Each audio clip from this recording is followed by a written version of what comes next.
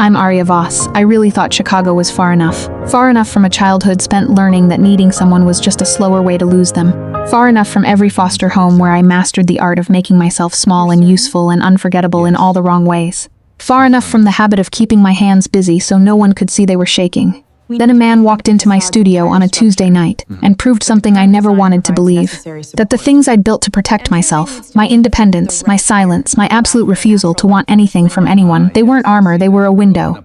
And someone with very patient eyes had been standing outside it, watching the light. So I stayed, not because I was trapped. Not because he made me. Because for the first time in my life, someone looked at what I could do and said, I know, and meant it. I'm Arya Voss. I'm standing in a penthouse that smells like gunpowder and cedar and something that has no name except him, and the man who could have taken everything is simply standing in the doorway, watching me work. Everything is about to change. And you're going to watch it happen. Chapter 1. The studio, the pencil moved before I was fully awake. That was always how it worked. Consciousness arrived in layers and the hand was usually first.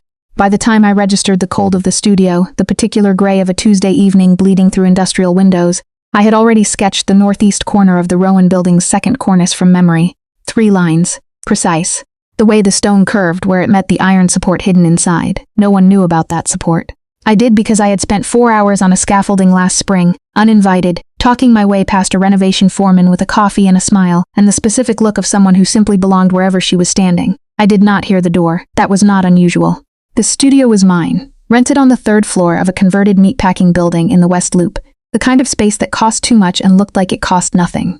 I shared the floor with a ceramicist named Dov who played the same 3 jazz albums on rotation and a graphic designer who had stopped coming in around October. I was used to being alone here. What I was not used to was looking up and finding that I was not. There were 4 of them.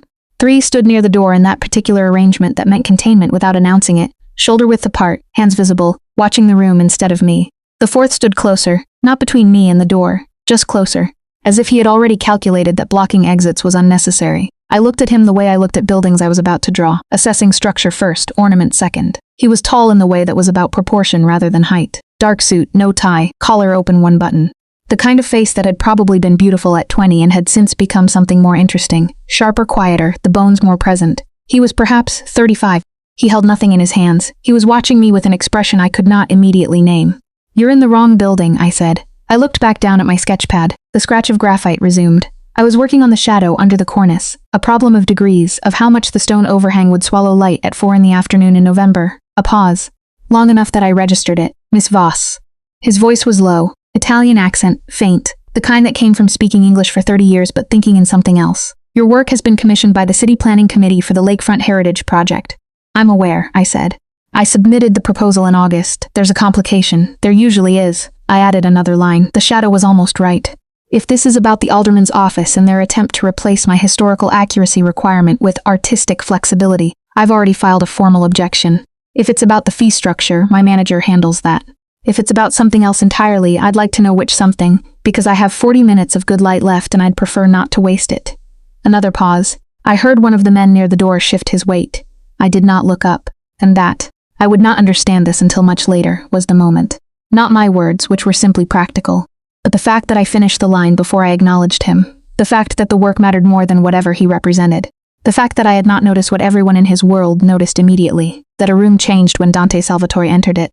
I noticed the shadow under the cornice. He told me much later, months later, in the dark, his voice low against my hair, that he had not known what to do with that. That he had stood there for approximately 4 seconds feeling something he could not name, which was the specific sensation of being irrelevant to someone who was not afraid of him. He had never been irrelevant. He sat down in the chair across from my drafting table, not asking, but not commanding either, just occupying it the way water occupies a low space, and said, The Heritage Project site has become a matter of some sensitivity. We need your drawings moved to a secure location while we resolve a complication with one of the project's investors. We, I said. The Salvatore Group has a significant interest in the lakefront development. I set my pencil down, looked at him properly for the first time.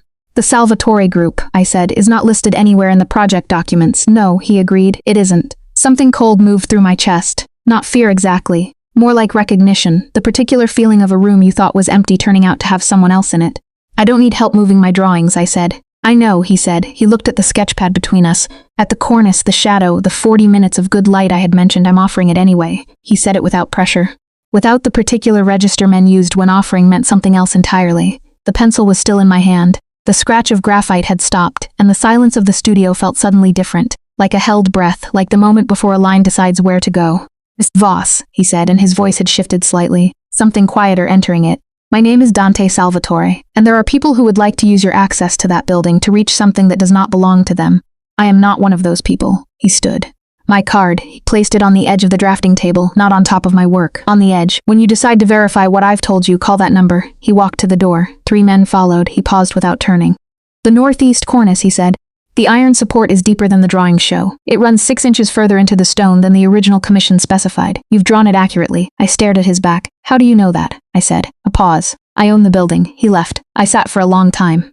The good light ran out. I did not pick up the pencil again. I spent 2 days pretending the card didn't exist. I put it on the kitchen counter. Then I put it in a drawer. Then I took it out of the drawer and put it in my coat pocket because ignoring something at close proximity is more satisfying than ignoring something hidden. You have to keep choosing it. I was very good at choosing not to need things. I had learned this early. The first foster home I could properly remember was the Brennan house in Evanston. Linda and Pat, well-meaning, organized, already tired. I was 7.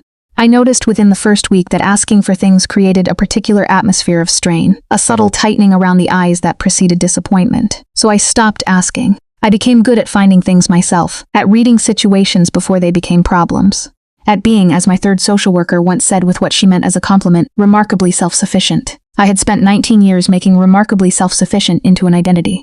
It worked. I graduated top of my class from the Illinois Institute of Technology with a degree in architectural illustration. I built a client list by cold emailing every firm in Chicago until someone hired me for a fee that barely covered materials. Then I did work so precise and so beautiful that they hired me again at twice the rate. I had a studio, a lease in my name, a sketchpad that was never empty. I did not need Dante Salvatore. On the 3rd day, someone broke into my studio. I arrived at 7 in the morning and found the door unlocked. I had locked it. I always locked it. And the drafting table moved 4 inches from its usual position. Nothing was taken. The Heritage Project drawings were where I'd left them, rolled in their tube on the shelf. But the space had been touched. I could feel it the way you feel a room that someone has recently vacated. Something displaced, something warmer than it should be. I stood in the doorway for a long time. Then I called the number on the card. He answered on the 2nd ring, no greeting, just, "Where are you?" "My studio," I said. "Someone was here. Don't touch anything." "I'm sending someone." "I didn't ask you to, Miss Voss." His voice was patient in a way that somehow made patience feel like a weapon. "I know you didn't ask. Stay there." The someone he sent was a short, broad man with a Diet Cola in one hand, and the expression of someone who has been awake since 4 a.m. and is deeply philosophical about it. He introduced himself as Marco, examined the studio with the efficient attention of someone who had done this in many rooms, and then stood looking at my sketchpads with an expression of genuine interest. "You drew all these?" he said. "Yes, this one." He pointed to a large piece on the wall. "Is this the old post office building, the one on Van Buren?" The detail above the main entrance, the bas-relief panels. He looked at it for a long moment. My grandmother's apartment was 2 blocks from there. She used to take me past it every Sunday. I thought those were angels. He squinted. "Are those angels?" "They're representations of commerce and industry." He considered this. My grandmother would be devastated. He turned away from the drawing. Nothing was taken. "But someone definitely walked through this space. Boss was right to move you." "I'm not being moved," I said. Marco looked at me with the particular expression of a man recalibrating his morning. "Ma'am," he said carefully, "I say this with the greatest respect because I can see you are a person of significant artistic accomplishment. The boss is not giving you a suggestion, and I'm not receiving a command," I said. "If there's a threat connected to the Heritage Project, that's a matter for the police, or for whoever the Salvatore Group employs to handle these things. I have work to finish." Marco opened his mouth, closed it, took a long pull of his Diet Cola. "Dear Lord," he said quietly, "to no one in particular, give me strength." He called Dante. I heard one side of a very short conversation. Marco said, "She's not coming." A pause, I know. Another pause, I told her. A long pause. "With respect, boss, you tell her." He handed me the phone. "Miss Voss." Dante's voice was the same as it had been, low, patient, not angry. "I understand you don't want to be moved. I don't. Then let me offer something different. A brief pause. I'll work from here while you work. That's not a compromise," he said. "I am in the building regardless. You continue your project. My people secure the space. When the Heritage Project matter is resolved, I leave." I looked at Marco, who was examining my drawing of the post office angels who were not angels with genuine feeling. "How long?" I said flatly. "A week, perhaps less. You stay out of my way. Completely, and you don't touch my drawings." "I wouldn't dream of it," he said, and something in his voice suggested he might mean this more literally than I intended. He arrived an hour later. He sat in the corner with a laptop and 2 phones and conducted what appeared to be a significant amount of business in a very quiet voice. He did not speak to me. He did not watch me, or if he did, he was careful enough that I didn't catch him. 2 men stationed themselves in the hallway. I picked up my pencil. The scratch of graphite filled the studio. After a while, it was the only sound. Marco, eating what he describes as his sad diet lunch at my work table, looked up from a container of undressed salad and said mournfully, "I had a cannoli this morning. One cannoli. And now this." He gestured at the salad. "This is my life." Despite everything, I almost smiled. Almost. By Thursday, I knew the names of every man stationed in the hallway. Tommy, who was 23, and had a picture of his daughter on his phone that he looked at approximately every 40 minutes. Nico, who was Dante's second, and who watched me the way you watch weather. Not threatening, just tracking. And Marco, who was technically stationed at the building entrance but could be found in my studio with distressing frequency, having discovered that I kept good coffee. Gianna texted me back, he announced on Thursday morning, sitting uninvited on the stool by my supply shelf. "Who is Gianna?" I asked, not looking up from the Rowan building detail. "The woman who is going to be my wife," he said, "once she realizes it. Has she been informed of this plan?" 4 times, he paused. She said no 4 times. But this text, he held up his phone. This says okay I guess, which is basically a yes. That is not basically a yes. In Gianna's emotional vocabulary, okay I guess is practically a love letter. He put the phone away with the dignity of a man who had decided this absolutely. "You don't know her like I do."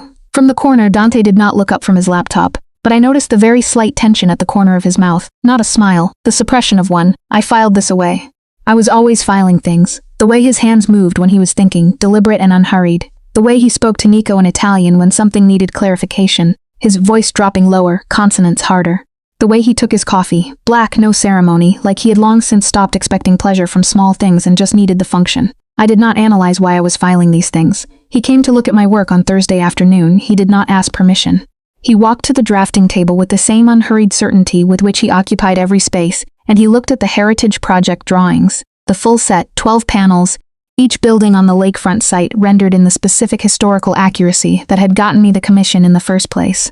He was quiet for a long time. "You drew these from reference?" he asked. "Some. The Beaux-Arts facade on panel 6 I drew from photographs. The others I drew from direct observation. How many visits to each site? Depends on the building. The warehouse on Wacker took 4 visits. The Fitch building I got in too." He looked at the warehouse panel. "You've included the sub-basement loading door. It's original to the 1887 construction. The planning committee wanted it documented. It was bricked up in 1943, he said. The brickwork is newer.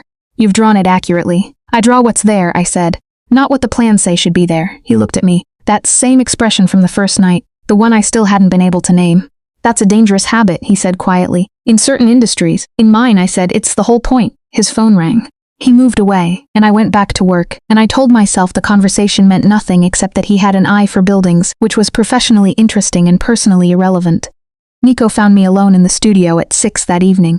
Dante had stepped out, one of those brief absences that happen sometimes, always accompanied by 3 men in a particular focused silence. Nico sat down across from me. He had the manner of someone who said things directly, which I appreciated. "He doesn't bring people into his spaces," he said.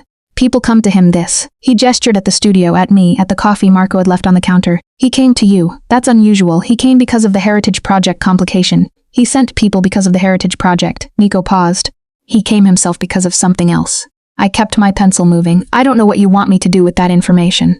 "Nothing," he said. "I just want you to understand what it means. Because you're treating him like a complication, and he stopped. Just be careful." He stood up and left. I sat for a while after that, my pencil still, looking at the drawing in front of me. I was working on a personal piece, not the Heritage Project. A sketch of the building across the alley, the one I could see through the industrial windows, a converted tannery from 1901 with beautiful ugly bones. I drew it a lot. Different times of day, different light. It was the first building I'd drawn when I moved to the studio, back when the studio had felt something I'd stolen from a version of my life that hadn't known it was mine yet. I drew it with the particular attention of someone who was trying not to think about something. When Dante came back, the studio was quiet except for the scratch of pencil on paper. He stopped in the doorway. I heard him pause, not in the way he usually paused, which was functional, thinking while moving. This was different, a stillness. I looked up. He was looking at the personal sketch. "The tannery across the alley. That building's been empty for 12 years, he said. "I know. I bought it last spring." A pause. He moved to his corner, picking up his laptop. His voice, when it came again, was perfectly level.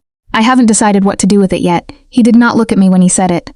I looked back at my drawing. The scratch of graphite resumed, but something in the room had shifted, quiet and irreversible, like a foundation settling, and I knew it, even if I could not yet name what it was. The week became 10 days. I stopped counting after that. The complication with the Heritage Project.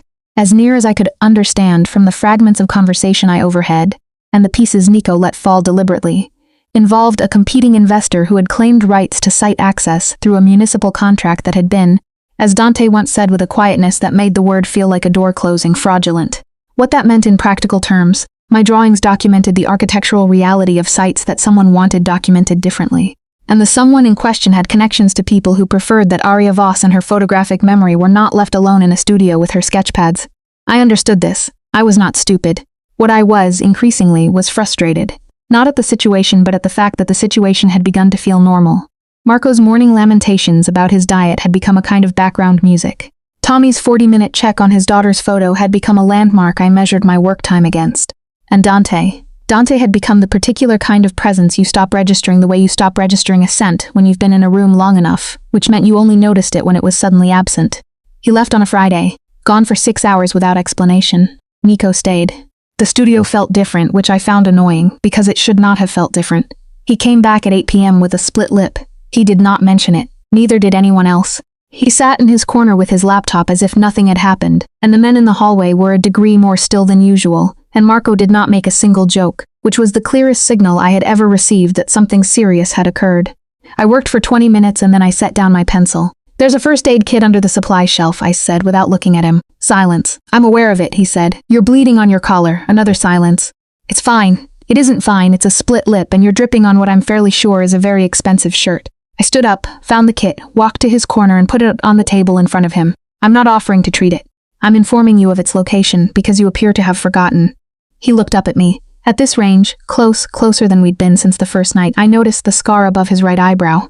Old, clean-edged, the kind that had been sutured by someone who knew what they were doing. Not a fight scar, a surgical one maybe, or something older and more deliberate. He noticed me looking, he did not explain it. "Thank you," he said. He said it simply, without the layer of control that usually sat under his words. "Just thank you." "Don't mention it," I said, and turned back to my table. I sat down, picked up my pencil, the scratch of graphite resumed. Behind me, I heard the first aid kit open. The small sounds of someone tending to themselves, careful, competent. The sounds of a man who had done this many times and never needed anyone to do it for him. I understood that. Deeply. More than I wanted to. Marco appeared at 10 that night with takeout containers, and the energy of someone who had been waiting for permission to speak again.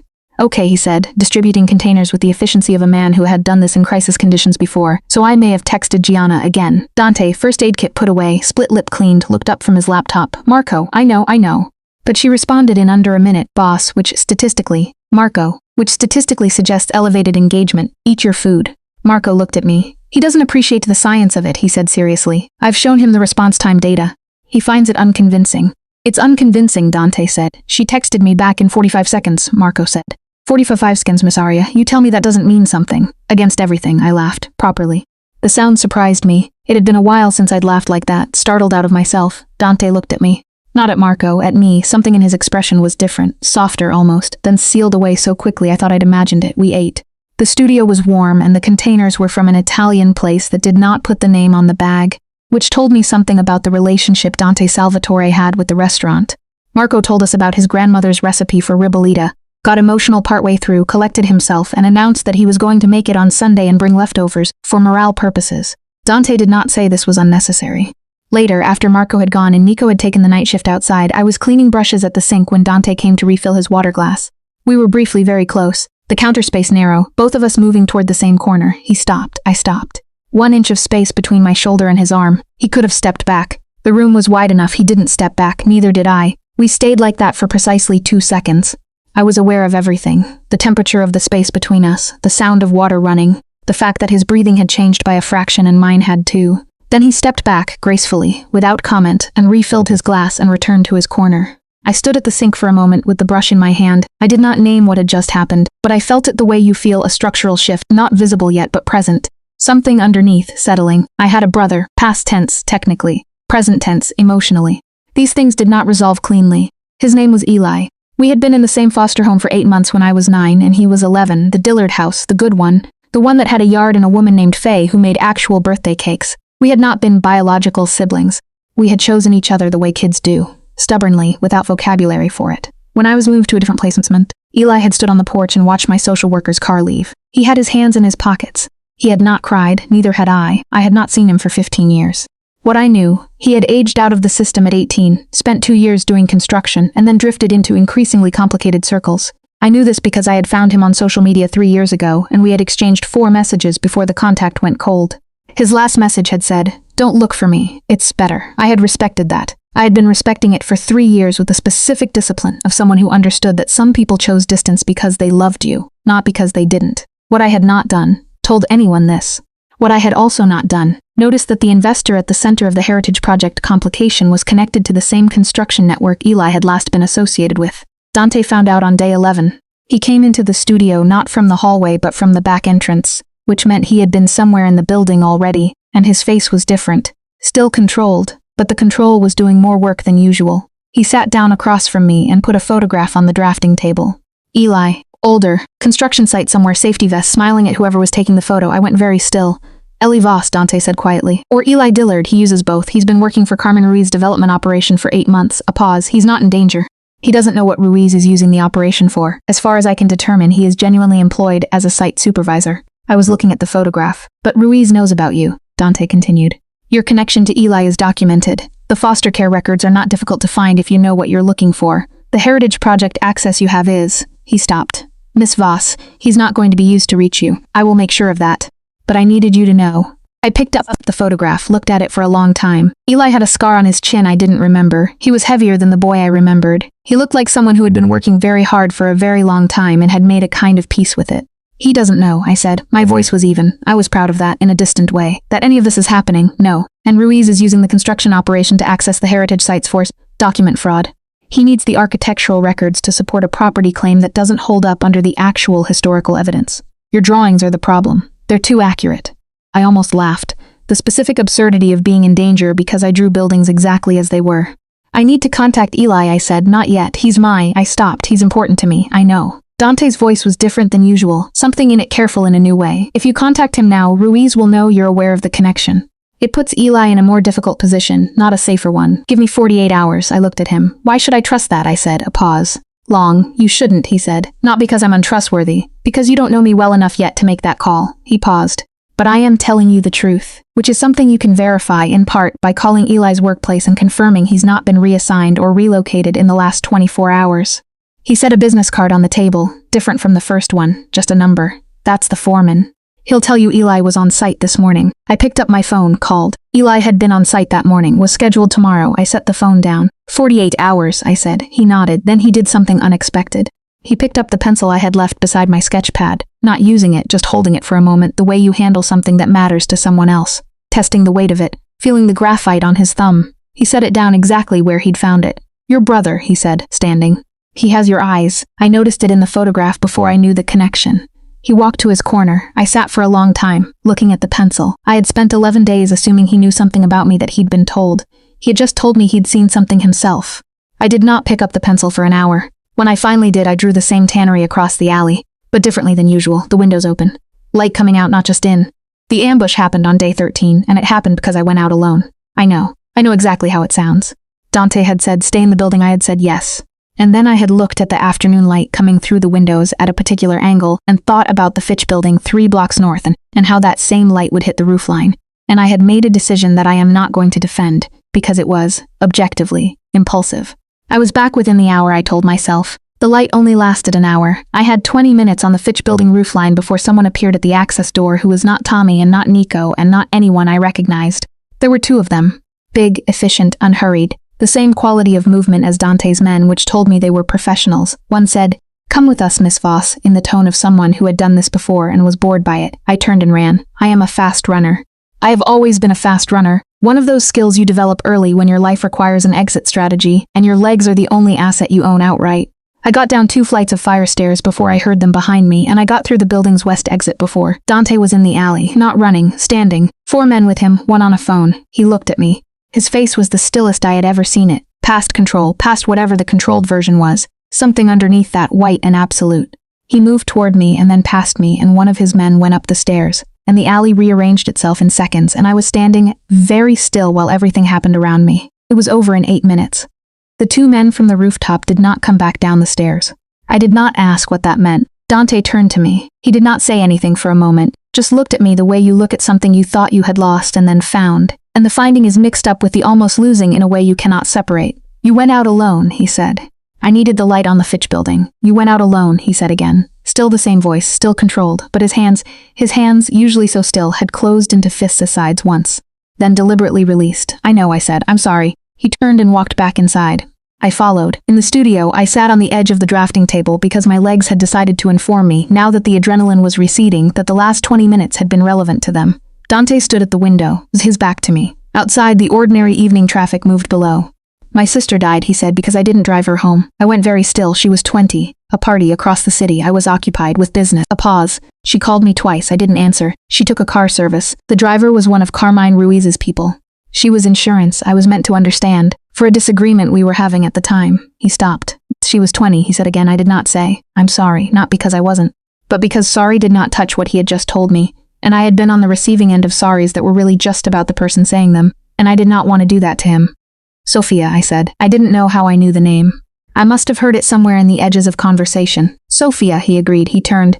He looked at me sitting on the edge of the drafting table, and something in his expression changed. The grief put away, not gone, but put where he kept it, and what replaced it was the thing I had been not naming for 13 days. He crossed the room, slowly, giving me every opportunity. He stood in front of me, his hand came up to my face, not touching almost, just close. I felt the heat of his palm against my cheek without contact. You went out alone, he said, for the third time, quietly. And he stopped. I know, I whispered, my voice was not steady.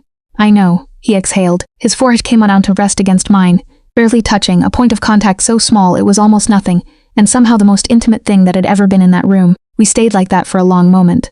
When he pulled back, something in his eyes was different, resolved, almost, as if he had been arguing with something for 13 days and had stopped. He was the first to move away. She doesn't ask for it, he thought, in the part of himself he rarely consulted. She never asked for any of it. She just keeps working. She finishes the line. He had been undone in that studio on the first night, not by her face and not by her defiance, by the fact that she had finished the line before she acknowledged him, by the fact that the work mattered more. He had never been not noticed. And he understood now, sitting in his corner, her pencil scratching quietly behind him in the dark, what that specific kind of invisibility had cost him to discover, and what it would cost him to live without. They took Marco on a Wednesday, not for long, 4 hours. They let him go as a message, which was, in its way, worse. Ruiz was telling Dante exactly what he could reach. Marco came back with a broken wrist and a bruised face and the expression of someone who has thought about something very hard and has arrived somewhere complicated. He sat in the studio and Dante's doctor worked on his wrist, and Marco did not make a single joke, which was the emptiest silence I had ever heard. I held his hand, the unbroken one. He looked at me for a long time. You should go home, he said quietly. No humor. Just true. I don't have a home, I said. Not a real one. The studio's the closest I've got. He stopped. That's sad, Miss Arya, I know. Go somewhere that isn't here, he said, while you still can. Before this, he paused. Before it costs you something you can't get back. Dante was across the room, talking to Nico in Italian, low and rapid. He was not looking at us, but the tightness in his shoulders, the way his back was angled even slightly toward where Marco and I sat, told me he heard everything. I thought about it that night. I thought about it carefully, which is different from quickly. The way I drew buildings, from real observation, not from what the plan said should be there, what I could observe. A man with a broken wrist who had stepped into harm's way because of proximity to me. A brother who didn't know he was entangled in something dangerous. A world that operated by rules I had never chosen and that would continue operating by those rules regardless of what I did. I could leave. The Heritage Project drawings were done. The critical documentation was complete and copies had been filed in 3 locations, which meant Ruiz's reason for wanting me accessible had largely expired. My physical safety was no longer the primary issue. I was not a prisoner. I had never been a prisoner. I could go back to my studio, change my locks, tell the planning committee what I knew, and return to the life I had built entirely on my own 2 hands. I sat with this possibility. I held it. I tried to imagine going back to the studio and the silence that had been normal before this. The good silence, the productive silence, the silence of someone who had organized their life so completely that there was no space in it for surprise. I could not make it feel like what I wanted. That was the thing I had been most careful not to look at. I was not staying because I was trapped. I had never been easier to leave. I was not staying because of the danger. Marco's warning was real and I had heard it. I was staying because of the line. Because of the way he'd known the northeast cornice without being told. Because of the way he'd set the pencil back in exactly the right place. Because of Sophia, 20 years old, a party across the city, 2 unanswered calls. Because the man who ran an empire with his hands and fists to keep them still was the same man who had said, I know, I'm offering it anyway. I had spent 26 years not being offered anything. I had spent 26 years being, in the words of every adult who had assessed me, remarkably self-sufficient. I walked to the doorway of the room where Dante was reviewing something with Nico. He looked up. I'm staying, I said. He studied me. You've thought about leaving. Yes. And I'm staying, I said, not because I need you to protect me, because I stopped. Because I want to be here, which is a different thing. Something moved across his face. He nodded once, returned to the documents. I went back to the studio. Picked up my pencil. The scratch of graphite was the loudest sound in the building. Behind me, from the other room, I heard Nico's voice, very low, "Boss." And Dante's reply, lower still, in Italian, "Lo so, I know. I did not sleep that night. Not fully." The studio couch had become a kind of bed these last 2 weeks, my actual apartment a theoretical concept, a place I paid rent for and no longer quite inhabited. I lay in the dark, listening to the building breathe. The pipes, the wind through the industrial windows, the distant particular hum of a city that does not sleep so much as shift between registers of wakefulness. At 2 in the morning, I heard Dante in the outer room, not moving around, just sitting. The occasional sound of ice in a glass. I lay still. "I know you're awake," he said through the partition without raising his voice. I looked at the ceiling. "The light under the door," he said. "I turned it off. You turned it off when you heard me." The line of shadow changed, a pause. "You notice things. Comes with the work," I said. "Quiet." The ice shifted. "Marco will be fine," he said. "His wrist is clean. He'll be complaining about it to Gianna within a week. She still hasn't said yes. She will." He said it with the certainty of someone who knows people. "She texts him in under a minute." I heard myself breathe. "Thank you," I said. "For tonight. For Marco. He's mine to protect." "I know." A pause. "I know he is. Thank you anyway." The ice shifted again, and then, quiet from the other side of the partition. "Proud girl." Said so softly I almost wasn't sure I'd heard it. Not cold anymore. Not possessive. Something in between. Caught, almost. A man saying a thing before he could stop himself. I stared at the ceiling for a long time. Ruiz moved the following Friday. He was more patient than I had given him credit for. He let 11 days pass after Marco. 11 days in which the studio returned to something like routine, in which I finished the Heritage Project final panel and Dante's people secured the copies, in which Marco returned with his wrist in a brace and immediately reported that Gianna had texted, "Are you okay?" within 7 minutes of hearing he was hurt, which he described as basically a marriage proposal. He moved on a Friday because Dante had a meeting in the financial district.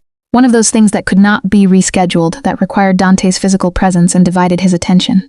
Nico went, Tommy went, 3 of the regular men went, Marco was with me. And Marco had a broken wrist. There were 6 of them. The first came through the building service entrance at 4 in the afternoon, which told me someone had given them the code. The second came through the roof access, which told me they had done reconnaissance. The third and fourth came through the front. The fifth and sixth I didn't see until they were already inside. Marco put me in the back supply closet. "Stay," he said. "Do not make noise. Do not open this door until you hear me or Nico or the boss." "Marco, I have one good hand, Miss Arya," he said, "and I have used it before. Stay." He closed the door. I sat in the dark among my supply shelves, the smell of charcoal and linseed oil and the graphite dust that had accumulated on every surface, and I heard the sounds of a fight in the next room, and I did not break. This is what I mean. I did not cry. I did not spiral. I sat in the dark and I drew the room from memory, tracing it on my palm with one finger, because it was the thing that kept me calm. The habit of precision of reducing a space to its structure. These walls, this door, 3 feet to the shelf, 1 foot to the window, corner, frame. I drew it until the sounds changed, until there was Nico's voice, then quiet, then Dante's voice, low, rapid Italian, then his name, mine, Arya. I opened the door. Marco was sitting on the floor with his back against the drafting table, his good hand pressed to his ribs. His face was bleeding in 2 places, but he was conscious and his eyes were clear, and the first thing he said, looking up at me, was, "I'm fine, so help me God, do not cry." I wasn't going to cry, I said. "You have a look. That's just my face, Marco. It isn't." Dante was there in the next breath, his hands on my arms, turning me to check for damage, professional and immediate. His face was the white absolute of the alley again. He found nothing. He did not step back immediately. "Are you hurt?" he said. "No." "Are you hurt?" he said. "No, Dante." His hands tightened for a moment on my arms, then released. He turned to Nico and the information came out in rapid fragments. The service entrance code, the roof access. Someone had provided both. Nico said, Lorenzo. Lorenzo was a man I had seen perhaps 4 times, a logistics coordinator, mid-level, unremarkable. A man who had been with Dante's organization for 6 years. Dante went very still. "For how long?" he said. "We're still tracing." Nico paused. "He's gone." A silence. Dante stood with his back to me for a long moment. I could see the line of his shoulders. The particular tension of a man absorbing a betrayal that is not surprising and is still devastating, because surprise is not required for damage. 6 years. Someone in his own house, for 6 years. He had built this empire in the specific aftermath of losing Sophia, who had been killed by someone he'd thought was business, not threat. He had built it to make his world legible, controllable, accountable, and there was a man inside it, 6 years, invisible.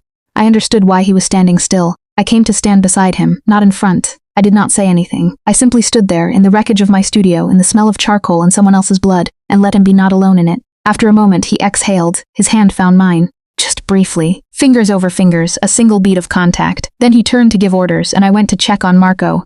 And the night moved forward into its tasks, but I held the feeling of that moment. His hand over mine, the exhale, the single beat, and I put it somewhere safe. They came for me directly 9 days later. I was not in the studio. I was at Dante's building, the penthouses above the Salvatore Group offices, where I had been moved after the Friday attack. I had not argued about the move. Marco had looked at me with his brace and his bruised face when I'd started to say something, and I had stopped saying it. The penthouse was not what I expected. Not a trophy, a workspace. Books everywhere, real books, cracked spines and loose papers, Italian and English mixed. Photographs on one wall, all architectural, no portraits, just buildings. A kitchen someone actually used. They came through the service elevator at 2 in the morning with a key card that had been copied from Lorenzo's access, which they had held back specifically for this. I was awake, sketching. The scratch of my pencil was the only sound, and then it was not. I had time to move before they reached the studio room. I went for the door to the hallway. Dante's people were stationed there. I knew they were there. And I got through it because I was fast and because the 2 men who came through the service elevator had not expected me to run toward the noise rather than away from it. What happened in the hallway I can only account for partially. A great deal of organized violence, very loud, very brief. Dante arrived from the floor above in under 90 seconds, which meant he had already been awake, which meant some part of his security system had given him warning even as I was running. He came through the stairwell door at the end of the hallway. I was behind his 3 men, who were doing their jobs with the efficiency of people who have trained for exactly this. I was behind them, and I was in one piece, and I was holding my sketchpad to my chest like it was armor, which tells you something about me that I will not analyze. Dante looked at me. The look lasted less than a second. Then he was moving. It was over quickly after that. When it was over, he came back to where I was standing, and he looked at me again, longer this time, his face doing nothing that I could read. "I heard you running," he said. "Toward it. The door was in that direction. You ran toward armed men because the door was in that direction. And because I was fast." "You were fast," he agreed, and something in his voice was different, shaken, almost, in the way of a man who is not often shaken. "You were fast." He put his hand on the side of my face, open palm, warm, solid. I leaned into it, one breath. "I need to tell you something," he said in the hallway at 2 in the morning, his hand against my face. "Okay," I said. "Ruiz ordered Sophia's death. Not as insurance, not as a threat. He wanted the Salvatore operation, and he knew the only leverage strong enough to break me was, he stopped. He calculated it, he planned it. The car service driver, the route, he planned it 6 months in advance." I stared at him. "I've known this for 3 years," he said. "I've been building the case since then. Every piece of documentation, every witness. What's on those heritage project sites? The ones Ruiz needs falsified. They're not just property records. They're evidence of his initial capital. The money he used to build his operation came from somewhere that he needs buried." He paused. "Your drawings document the buildings. The buildings document the money." I understood. "That's why my drawings were the problem," I said. "Yes. And why Ruiz needed me either removed or yes." I stood in the hallway, in the dark, with his hand still warm against my face, and I felt the whole thing settle into shape. Not just what had happened these weeks, but what had been happening for years before I walked into it. The heritage project that had felt like an ordinary commission. The studio break-in. Eli unknowingly inside it, all of it connected to the death of a 20-year-old girl and the man who had been arranging his empire into a weapon ever since. "It ends now," Dante said, not to me specifically. "To the air." "Yes," I said, "it does." He looked at me, his thumb moved against my cheekbone, the smallest gesture, almost nothing. "Proud girl," he said softly. "Warm, completely warm, nothing else in it." I closed my eyes, 1 second. Then I opened them and said, "Tell me what you need me to do," he told me. The drawings, my drawings, were already in protective filing in 3 locations.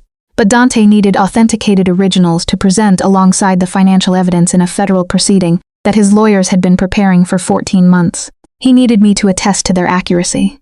To appear, in person, before the committee that had commissioned the Heritage Project and state on record that what I had drawn was what was there, the bricked-up doorway, the sub-basement access, the structural details that contradicted Ruiz's falsified property records. I said yes immediately.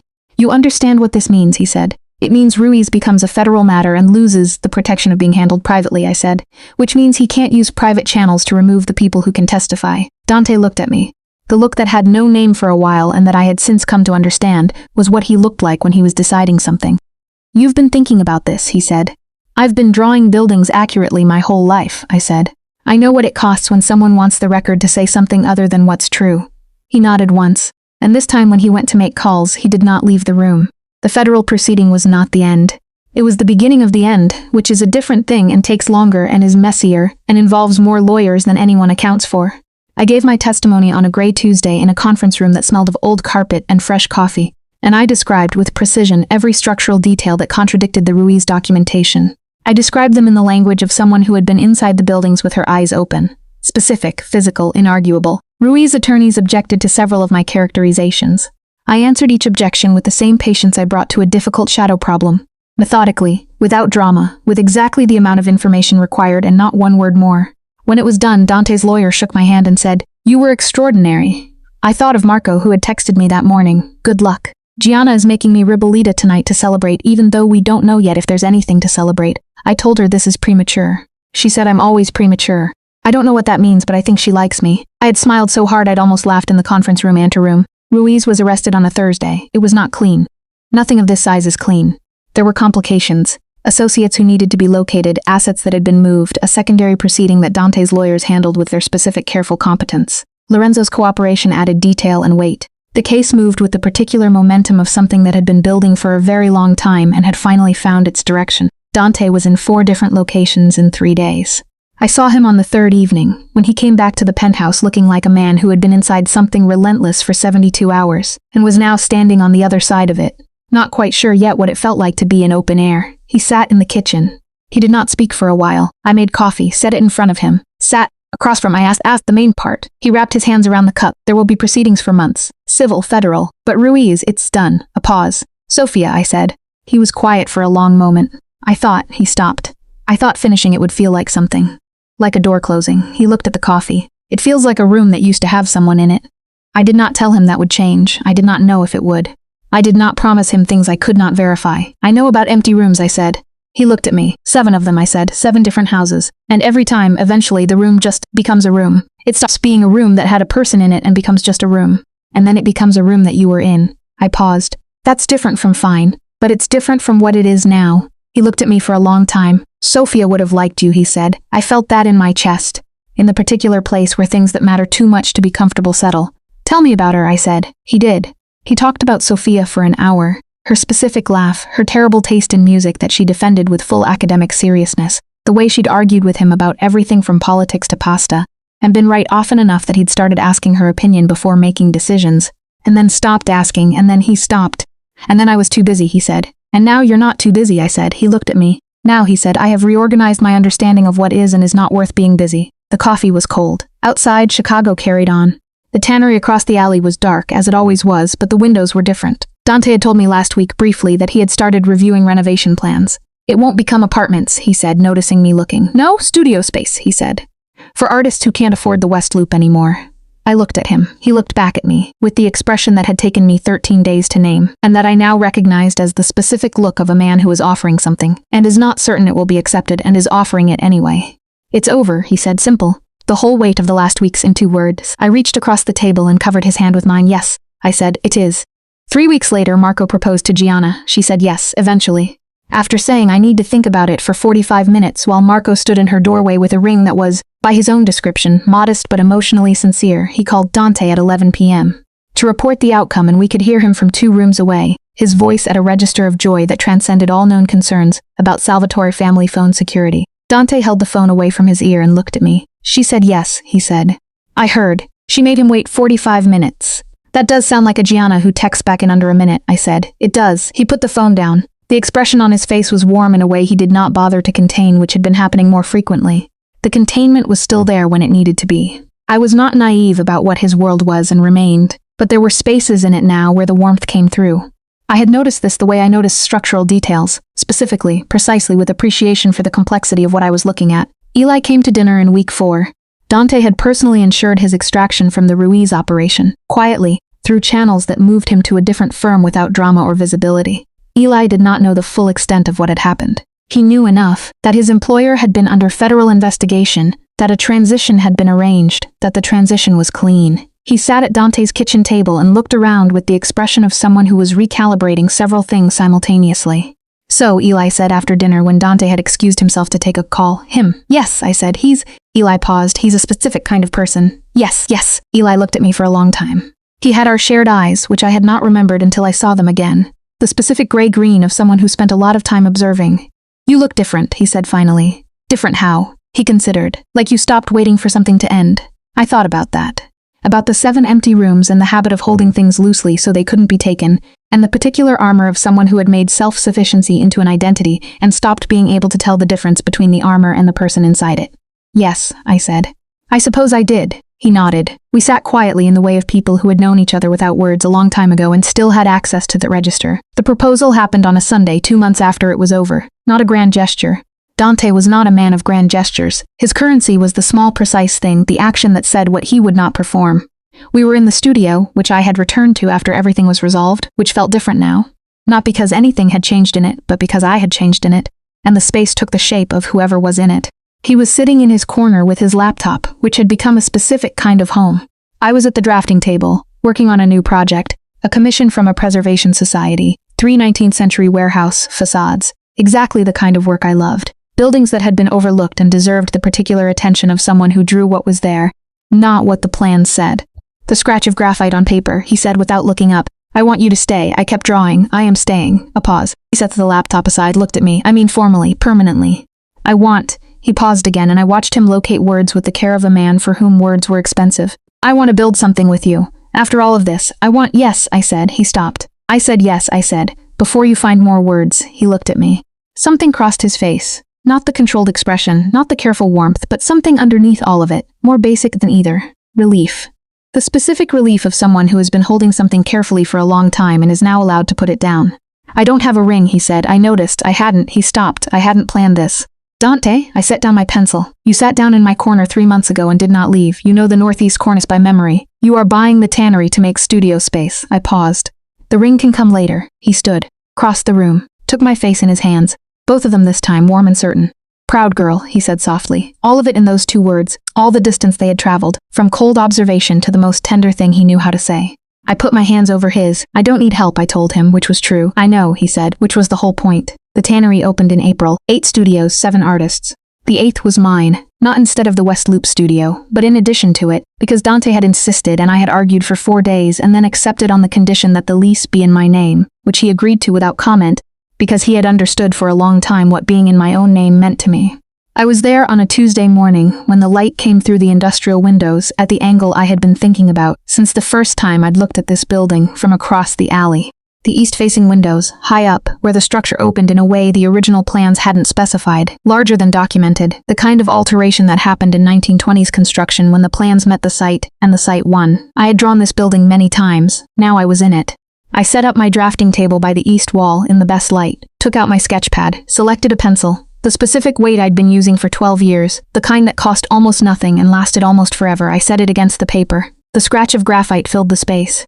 Dante arrived at noon, which was when he had said he would arrive and was therefore when he arrived. A quality I had come to value with an almost irrational depth, given how few people in my life had arrived when they said they would. He stood in the doorway for a moment. I knew he was there. I finished the line. He crossed the room and looked over my shoulder at what I was drawing. The building across the new alley. A different building. Another one with beautiful ugly bones. Another one overlooked. Another one that deserved the attention of someone who drew what was actually there. New project, he asked. Personal, I said. I like the roofline. The 1908 construction detail on the east parapet, he said. And the way the brick changes color where they extended it in the 1940s. You can see 2 different eras in the same wall. He was quiet for a moment. I could feel him looking at the drawing. The specific quality of his attention, which I had learned to distinguish from other people's attention, the way you learn to distinguish a particular shade in a complex color field. You still do that, he said. Do what? Finish the line, he said. Before you acknowledge anything else. Whatever is on the paper, you finish the line first. I looked up at him. He was looking at me with the expression that had no other name anymore, the one I had stopped trying to catalog and simply accepted as the thing that lived in his face when he looked at me. I didn't notice I was doing it, I said, which was true. I had stopped noticing it the same way you stop noticing a familiar sound, the scratch of pencil, the particular quiet of a room where work was happening. I noticed, he said, the first night, 6 months ago. The drafting table, the good light, the 3 men in the doorway. The first time I walked into a room and wasn't the most important thing in it. You were very important, I said. You were threatening my drawings. Your drawings were threatening mine. He paused. Me. I mean me, I smiled. He sat in the corner. There was no chair there yet. He had to bring one from the door, but he did it without comment, with the same settled quality with which he had occupied corners for 6 months, and opened his laptop. The scratch of graphite resumed. Below us, in the courtyard of the new building, I could hear Marco and Gianna's voices. They were helping with the move-in, which Marco had insisted on, claiming that manual labor was good for his wrist recovery. Gianna had agreed with the specific warmth of a woman who had decided her husband was occasionally right. Their voices overlapped the way 2 things do when they have learned each other's rhythm. I drew the east parapet, the detail above the 1940s extension, the way 2 eras became one building. The room was warm, the light was good, the sound of my pencil was the only thing, and then it was Dante's voice, reading something quietly to himself in Italian, and then both together, the pencil and the voice and the light through the windows of a building we had made from something that had been empty. Outside, Chicago moved in its ordinary winter into spring way, unhurried, full of its own concerns. His world had not become safe, I knew that. I had chosen that, with full eyes, the way I chose every line deliberately after looking at what was actually there. He was not a simple man. What he carried was not light, but he had arrived when he said he would for 6 months without exception, and I was, for the first time in my memory, in a room I had not already planned my exit from. The pencil moved against the paper, the scratch of graphite, the same sound it had always been in every room I had ever worked in. But here now, in this building that had been empty and was not anymore, it sounded different. Like a beginning, not a record. Like someone drawing what was actually there.